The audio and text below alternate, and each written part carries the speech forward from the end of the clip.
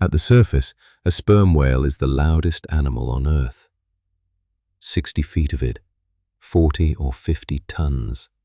A head that fills a third of its entire body. Not a head in any recognizable sense, but a purpose-built acoustic engine, packed with oil and cartilage and the most powerful biological sound system ever measured. When it clicks, and it clicks almost continuously when foraging, the pulse leaves its skull at up to 236 decibels, documented by Møhl and colleagues in 2003. The highest source level ever recorded from any living organism. Converted to an air equivalent, louder than a jet engine at takeoff. That sound travels forward in a narrow beam centered around 10 to 20 kilohertz and returns from a target hundreds of meters ahead with enough fidelity to navigate by in total darkness. The brain behind it weighs an average of 7.8 kilograms. Some specimens reach 9. The International Association for Aquatic Animal Medicine confirmed the largest average adult male brain mass at 7,894 grams, the largest brain of any animal on Earth, living or extinct. A human brain weighs 1.4 kilograms, an elephant's around 5. The sperm whale carries roughly 6 times our neural mass, dedicated in large part to processing a sensory world that operates on sound rather than light. Then it tips forward, and it leaves.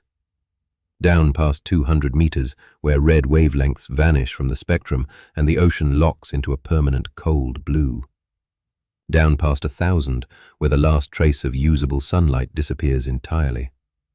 Down past 2,000, where even the largest eyes in the animal kingdom become functionally useless in absolute darkness. Tag records document sperm whale dives exceeding 2,000 meters.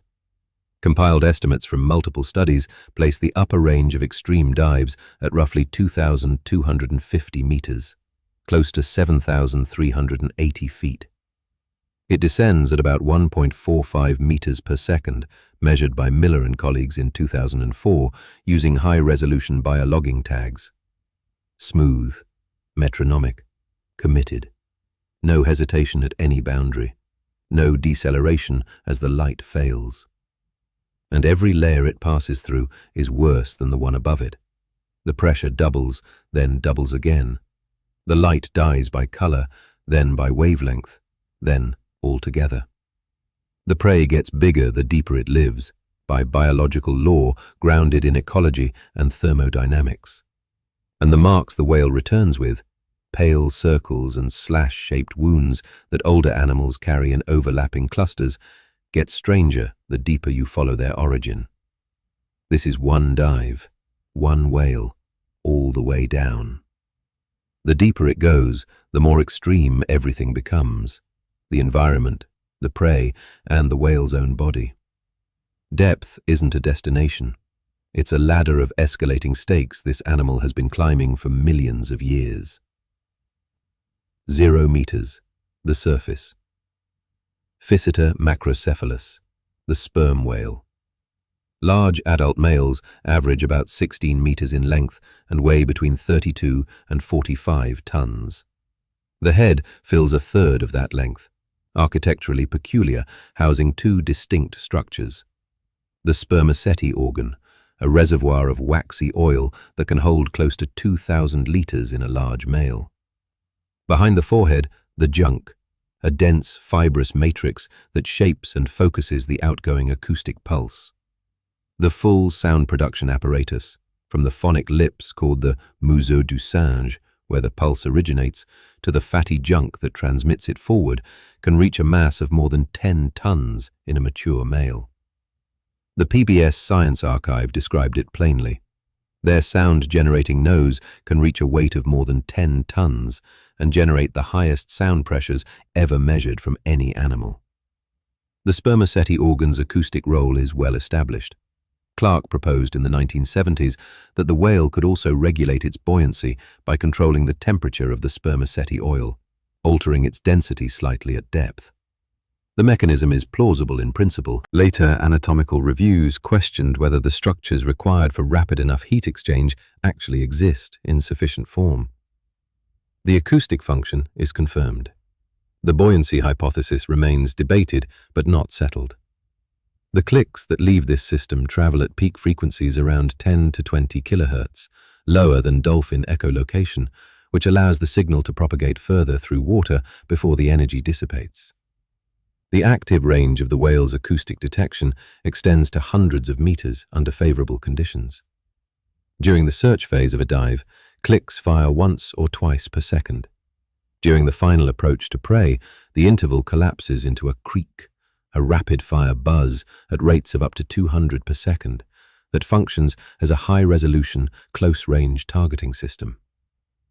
Miller, Johnson, and Tyack documented in 2004 that these buzzes cluster in the deepest portions of foraging dives, concentrated precisely where prey capture attempts occur and maneuvering intensifies. The clicks also serve purposes beyond hunting. Male sperm whales produce a fourth click type, slow clicks, at very low repetition rates, around 0.1 to 0.3 Hz. Females use shorter, patterned click sequences called coders for social coordination within group units. The animal that sounds like a machine in isolation turns out to be producing layered acoustic communication across multiple timescales simultaneously. Between dives, the whale rests at the surface. The dive cycle runs close to metronomic. 45 minutes descending and foraging, 9 minutes breathing, repeat. Watwood and colleagues found that tagged sperm whales spent about 66% of total time in deep foraging dives. The surface is efficient, brief. The whale does not linger. Part of the reason for that brevity is that the surface has a predator. Killer whales attack sperm whales. The encounters are rare. Marine ecologist Robert Pittman has documented fewer than a dozen confirmed global events, but they are documented. Pittman noted that only certain killer whale groups appear to have developed the specific skill set required, suggesting learned behavior rather than opportunistic predation. In October 1997, roughly 25 to 35 killer whales surrounded 9 adult female sperm whales off Central California over more than 4 hours. At least one adult female was killed and consumed. Observers aboard a drifting research vessel recorded the wound and withdraw pattern of the attack. The primary targets are calves, juveniles, and adult females. Curie and colleagues confirmed in a 2013 paper in Scientific Reports that male sperm whales are rarely attacked. But the predation pressure on females and young animals is real and measurably shapes behavior. In the Curie study, male sperm whales exposed to recorded killer whale vocalizations interrupted their foraging dives, returned to the surface, reduced echolocation activity, increased social calling, and grouped with other individuals. The response was specific to killer whale sounds, distinct from their reaction to naval sonar or other noise sources. This is anti-predator behavior, precise, practiced. Orcas are capable divers. Their depths are measured in tens to a few hundred meters at most. The sperm whale's confirmed hunting floor is more than 2 full kilometers below any orca pursuit. The depth advantage isn't incidental to the whale's ecology. It's the whale's primary defensive strategy. Going down is safe. The surface is the exposed position. 200 meters, the twilight zone. The first thing the ocean takes is color. Red wavelengths are absorbed within 10 to 20 meters of the surface. Orange fades before 40, yellow disappears before 100. Below 150 to 200 meters, even the deepest penetrating wavelengths, blue and green, carry insufficient energy for photosynthesis. The mesopelagic begins, a permanent and deepening dusk that won't lift, no matter how long the animal waits. In this dusk, evolution has had hundreds of millions of years to solve the problem of visibility. Idiocanthus antrostomus, the Pacific black dragonfish, carries the most extreme biological solution to that problem. Its body surface is lined with melanosomes, melanin-packed granules arranged with a density and geometry that traps photons regardless of the angle at which they arrive. Osborne and colleagues documented this structure in 2020, identifying the same solution across 16 different fish species in the mesopelagic. The result? At least 99.5% of incoming light is absorbed. The fish reflects almost nothing. In a zone illuminated only by bioluminescence, being 99.5% invisible constitutes a complete vanishing act. Between 200 and 1,000 meters, roughly 87% of all organisms collected express bioluminescence. The lights are real. They pulse, trail, and flash through the dark water in blue and green, used for hunting, for evasion, for signaling. They aren't the sun. They are biological lanterns, and they illuminate nothing beyond arm's reach. The whale passes through this zone still clicking, still building its acoustic map of the water ahead. Inside the whale, the descent is remaking its body. Pressure increases by approximately 1 atmosphere every 10 meters. At 200 meters, the external pressure is 20 times the surface. The rib cage, attached to the spine through flexible cartilage rather than fixed joints, can compress inward without fracturing. The alveoli, the soft air sacs where gas exchange occurs in the lungs, collapse under increasing external pressure. Air is displaced into the rigid upper airways, the trachea, the bronchi. Gas exchange stops. Nitrogen uptake ceases. The risk of decompression sickness drops sharply because the gas loading that causes decompression problems has been mechanically terminated by the pressure itself. The whale solves the pressure problem by letting the pressure win, and in doing so, eliminates its consequence. Oxygen now comes entirely from storage. Sperm whale locomotor muscle is nearly black with myoglobin, an oxygen-binding protein present in concentrations roughly 30 times higher than in terrestrial mammals. The muscle tissue functions as a distributed oxygen reserve, releasing its stores slowly across the length of the dive. Sperm whale myoglobin, historically, holds a place in biochemistry beyond the animal itself. It was the first protein ever to have its complete three-dimensional molecular structure solved by Kendrew and colleagues in 1958, for which Kendrew shared the Nobel Prize.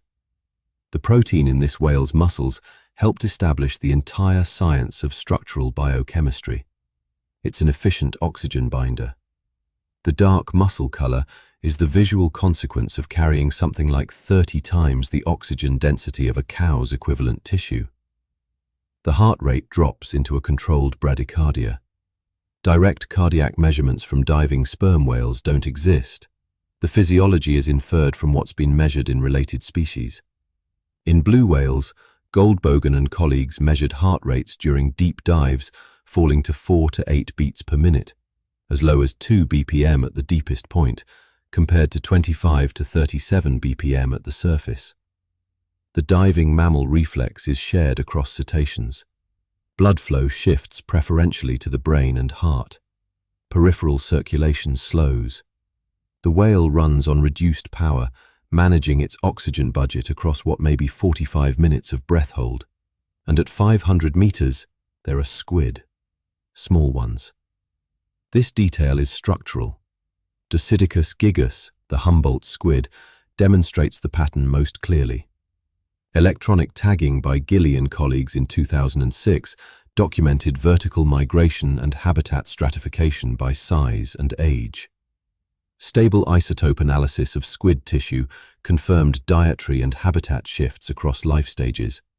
Juveniles occupy shallower, warmer water. As they grow, they descend. The FAO cephalopod catalogue states it explicitly. Ontogenetic descent, gradually descending to deeper depths with increasing size. The mechanism is debated. Thermal preference, prey distribution, reduced predation pressure for larger animals at depth. But the pattern is documented across multiple species and multiple study methodologies. For giant squid, Architeuthis ducks, the evidence is mostly from catch records and trawl depths, but juveniles have been found from the surface to around 1,000 meters.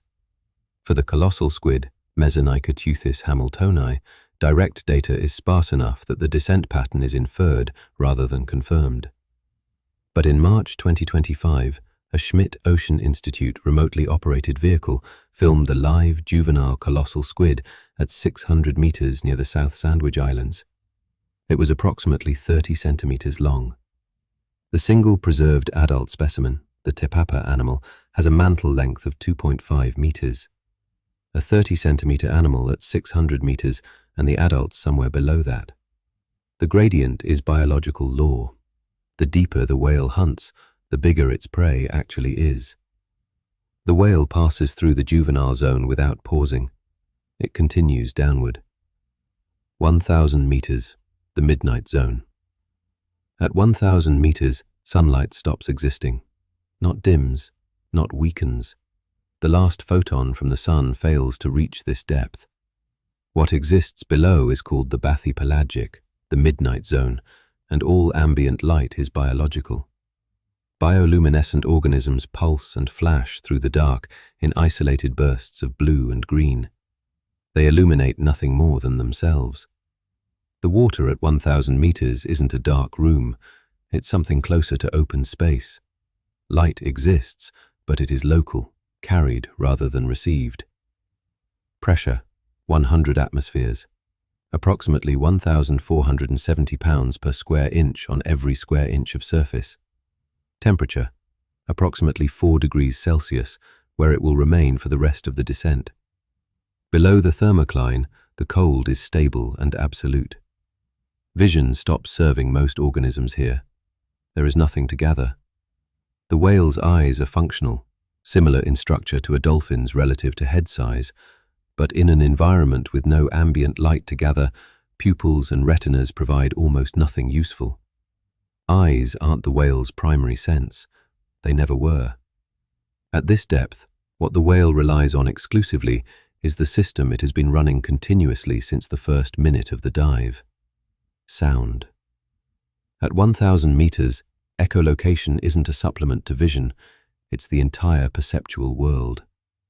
A broadband pulse leaves the whale's forehead through the spermaceti complex, travels through hundreds of meters of cold, still water, and returns from whatever mass it encounters. The physics here are actually favorable. Cold, dense, deep ocean water conducts sound efficiently. The signal propagates with less energy loss per unit of distance than warmer surface water. The acoustic return may be cleaner at 1,000 meters than at the surface. The search mode click, firing once or twice per second, builds a continuous acoustic picture of the water ahead. An object with mass interrupts the return differently than open water. A squid, a body of distinct density and composition, returns an echo with a particular character. As the whale detects something and closes the distance, the click interval shortens. Closer. Shorter. At the final approach, the interval collapses into the rapid-fire creak, dozens of pulses per second, operating at close range with higher resolution. The terminal acquisition, the last sound before contact. Below 1,000 meters, the squid encountered are no longer juveniles. 2,000 meters and below, the hunting floor. In 2007, a fishing vessel in Antarctic waters hauled up something that had no business being in a net. The specimen was transported frozen to Te Papa Tongarewa, the Museum of New Zealand. Scientists measured it on an examination table with the care reserved for something irreplaceable. Because it was. Mantle length, 2.5 meters. Total length from fin to tentacle end, 5.4 meters. Preserved weight, 495 kilograms. Mesonychoteuthis hamiltoni, the colossal squid, the only complete, undamaged, scientifically examined specimen ever obtained. The largest invertebrate on Earth by mass. The arms carry hooks. Te Papa's own anatomy documentation confirms them. Fixed hooks on the arms, rotating hooks on the tentacle clubs. Britannica's description. The arms have hooks set in 2 rows for grabbing prey, with rows of large serrated suckers surrounding them. Not suction devices. Hooks. These are weapons designed for grip and retention, not pursuit. An animal built this way isn't designed to chase prey through open water. It's designed to hold whatever makes contact. In 2010, Rosa and Seibel published their analysis in the Journal of the Marine Biological Association of the United Kingdom under the title Slow Pace of Life of the Antarctic Colossal Squid. Method: phylogenetic inference from related cranchiid squid species across a depth temperature gradient in the Southern Ocean, because no live adult colossal squid has ever been kept long enough to measure directly. Their model estimated a full adult needs only about 30 grams of prey per day. Projected daily energy consumption under this model was somewhere between 300 and 600 times lower than that of comparable active predators. Rosa and Seibel described the result explicitly. The colossal squid is likely an ambush or sit-and-float predator. Frontiers in Physiology, reviewing the species in 2017, characterized it in exactly those terms. This is a model output, not a measurement from a living animal. That caveat is real, but the metabolic logic it implies is internally consistent and consistent with everything else known about the species. An animal with almost no metabolic demand has almost no reason to move. Movement burns the small energy budget the environment provides.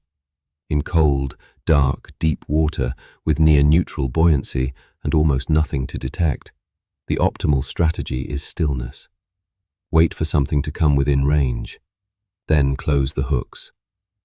And then there is the eye. The Tapapa specimen had an eyeball diameter of approximately 27 centimeters, measured from a partially collapsed, dead specimen. Scientists modeling the optical requirements estimate the living eye at 30 to 40 centimeters, the largest eye in the animal kingdom by a margin. Scientists modeling why an eye this size evolved suggest it wasn't to see detail, not to hunt actively, but specifically to detect the bioluminescent wake that a large animal leaves as it moves through dark water. The bow wave of displaced bioluminescent organisms, the faint trailing glow that a 50-ton predator produces as it swims through a midnight zone rich with bioluminescent life, is visible to an eye this large from much farther away than any eye of normal dimensions could detect. The colossal squid's eye is a sperm whale early warning system. Tag records place sperm whale dives at more than 2,000 meters, with compiled multi-study estimates approaching 2,250 meters at the extreme. At 2,000 meters, pressure exceeds 200 atmospheres, roughly 2,940 pounds per square inch. The whale's chest collapsed hundreds of meters above this. Its heart has slowed to a fraction of its surface rate. Its echolocation is the only sensory system still functioning for active hunting. It can find the squid by sound. The squid can detect the whale by the bioluminescent disturbance of its approach. The encounter between them, when it occurs, is a meeting of two animals that have each evolved specific weapons against the other's best attack. No one has observed it directly. What remains is the record left on the winner, and on the whale that came back. Many large adult sperm whales carry it on their skin. The Smithsonian Ocean Portal states it directly. Many stranded or examined sperm whales carry circular sucker scars. Older animals have so many that the marks overlap each other.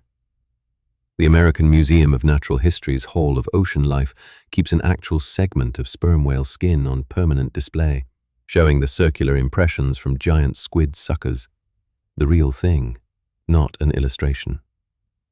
Clark, working through thousands of stomach contents during commercial whaling operations through the 1970s and 1980s, documented the sucker ring marks on sperm whales in systematic terms and connected them to squid prey. His 1980 dataset remains the foundational reference for cephalopod species in sperm whale diets. If the average whale eats 10 meals per day, Clark calculated, it would consume something like 330 squid per day. Most of those are small mesopelagic species that leave no visible record. The marks on the skin come from the encounters where something large fought back. Two mark types tell two different stories. Giant squid, Architeuthis dux, use serrated toothed suckers, rings of chitin that grip and cut. The scars they leave are circular, pressed cleanly into the skin with diameters corresponding to sucker size. These marks appear on sperm whale skin worldwide and have been documented across stranded specimens, whaling-era carcasses, and museum collections.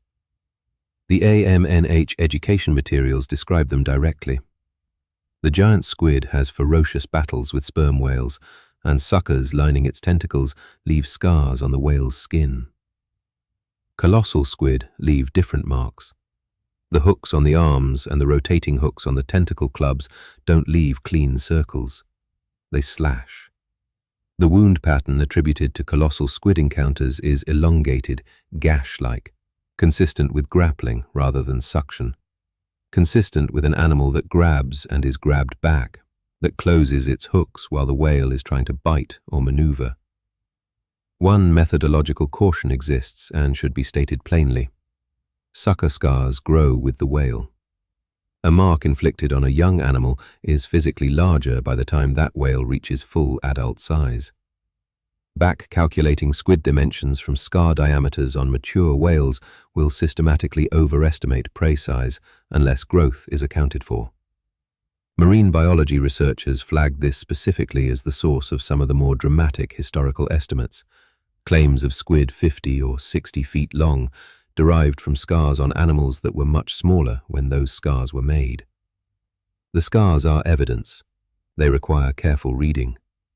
What isn't in dispute is their presence, overlapping on older animals, both circular and slash-shaped, distributed across the skin of animals that have spent their adult lives diving to the depths where giant and colossal squid live. The Dalhousie University White Lab has documented groups of parallel scars on sperm whale skin, with measured spacing used to distinguish squid origin marks from other sperm whale toothrake marks. The science of reading them isn't simple, but it is real. Each mark is a receipt from a fight in the dark below 2 kilometers. There is a question the data can't fully answer. How deep does the sperm whale actually go? Tag records confirm dives exceeding 2,000 meters. Engelhaupt and colleagues cited a maximum of 2,127 meters in a 2019 survey. Compiled estimates from multiple studies suggest extreme dives approaching 2,250 meters. Some institutional sources suggest the animal could physically survive depths approaching 3,000 meters, but no tag record has confirmed this.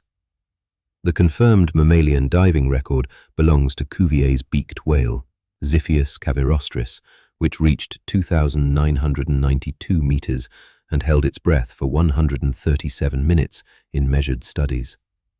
The sperm whale is the third deepest diving mammal, behind the southern elephant seal and the beaked whale. What lies between the sperm whale's confirmed ceiling and the beaked whale's record is genuinely unknown. What exists in that range, 2,250 to 3,000 meters, in the general ocean, continues the gradient without pause. Pressure at 3,000 meters exceeds 300 atmospheres. Temperature remains near 4 degrees. The organisms adapted to conditions in this range aren't larger than those above. The abyssal environment does not favor size. It favors endurance. Biochemistry calibrated to near-freezing conditions. Metabolic rates adjusted to environments where food falls slowly and sparingly from above.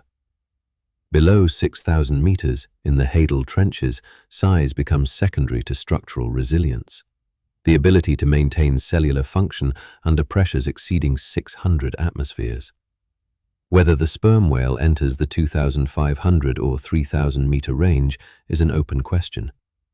The gradient continues past the last instrument reading into water that no tag has followed.